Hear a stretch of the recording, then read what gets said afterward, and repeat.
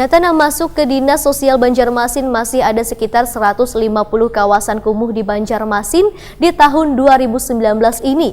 Nah, akan dilakukan pembedahan wan rehabilitasi. Dari seluas 530 hektar kawasan kumuh di Banjarmasin, sudah dipetakan 7 kawasan untuk diproses lebih baik.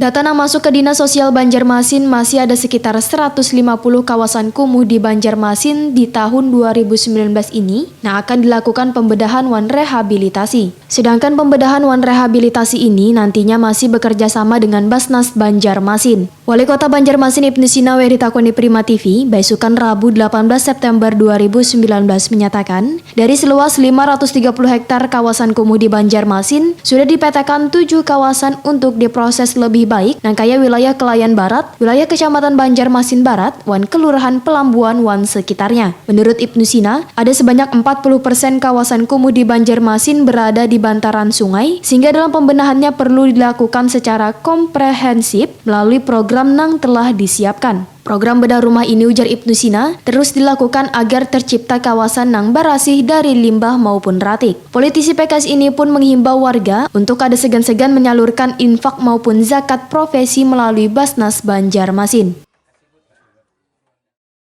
Kalau pendataannya memang sudah ada dari Dinas Sosial, pemerintah kota sudah mendata melalui basis data terpadu atau BDT. Sebetulnya warga miskin ya, ataupun juga duafa dalam bahasa Basnas itu sudah terdata oleh pemerintah kota, termasuk juga kondisi rumahnya ya. Dan tahun ini kita banyak sekali juga membuat program bedah rumah yang dilaksanakan oleh Dinas Sosial.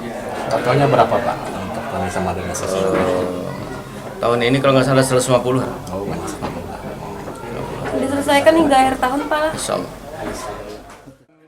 Program bedah rumah yang dilakukan Basnas Banjarmasin yang diharapkan tepat sasaran akan selesai hingga akhir tahun 2019 mendatang.